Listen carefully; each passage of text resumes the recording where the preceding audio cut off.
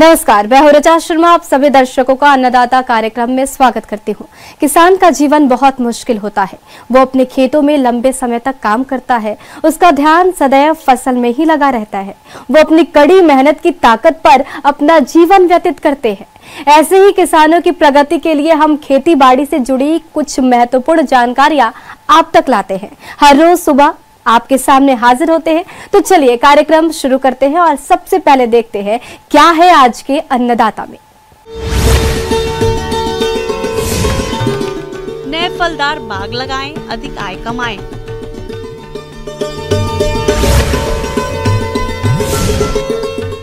रोगों के नियंत्रण में सहायक है ट्राइकोडर्मा।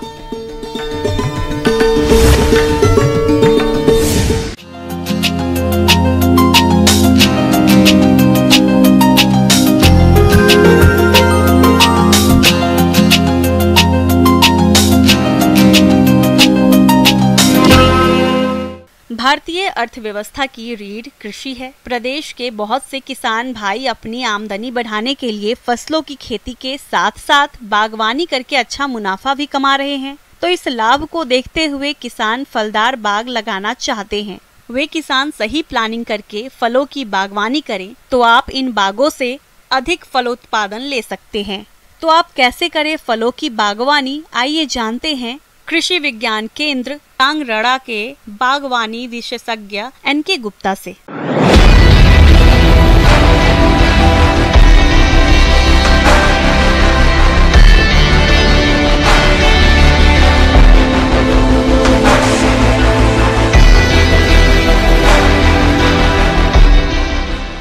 जैसा कि आप सभी को विदित है कि प्री मानसून ने हम सबको आगाह कर दिया है कि अब हम इस समय में बागवानी की तैयारी शुरू कर दे। हमारे जो बगीचे लगाने की जो धारणा हम लोगों ने हमारे को यहाँ विकसित कर रखी है, उसको साकार करने का उपयुक्त समय है।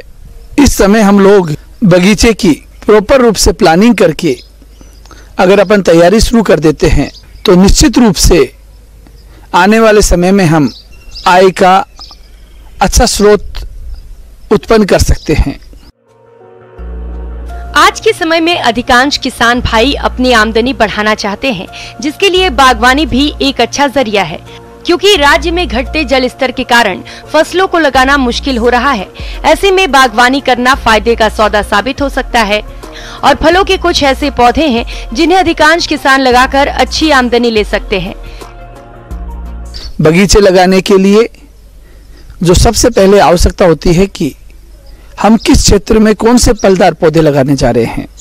मुख्य रूप से आंवला, बेर, नींबू, करोंदा, लसोड़ा, बील, पपीता इत्यादि के पौधे हम लगा सकते हैं और इनकी खेती को अपन सफलतापूर्वक कर सकते हैं। आंवला के लिए चकैया वैरायटी है, नींबू के लिए कागजी 12मासी वैरायटी है। करोंदे में भी दो तरह के आता है, हरा करोंदा, अमेरिकन पिंक करोंदा।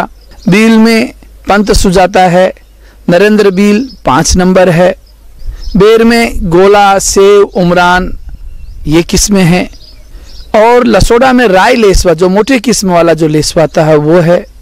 पपीता में रेड लेडी 786 है, माधवी है, सूर्या वैरायटी है, पूसा ड्वार्फ वैरायटी है, कुर्ग हनीड्यू है।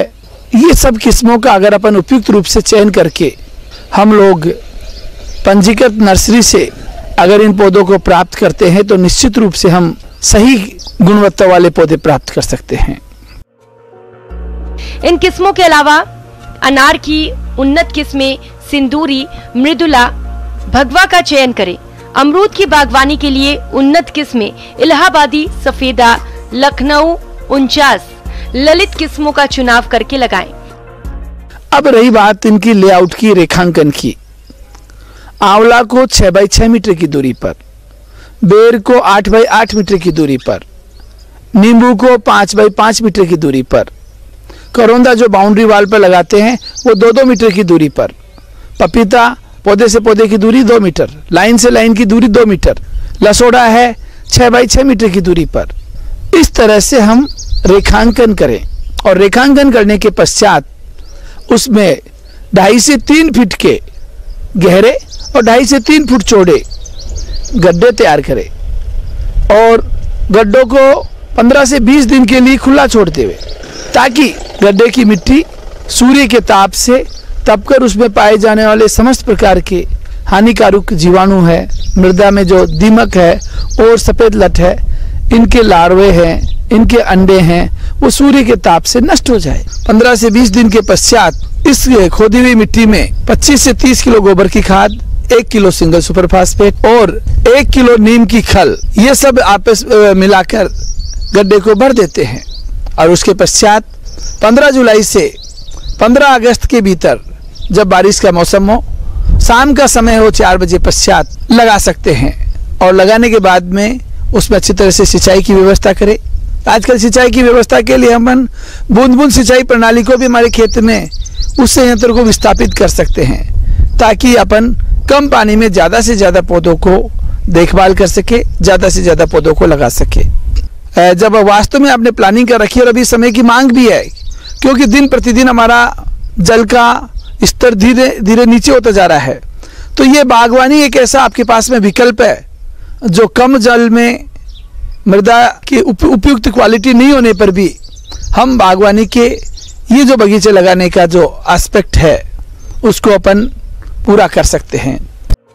किसान भाइयों, यदि आप इन फलदार बागों के बीच में फसलों की खेती करते हैं तो इन लगाई गई फसलों से बाग के अलावा अतिरिक्त आय ली जा सकती है और इस प्रकार से कम एरिया में अधिक आय कमाई जा सकती है।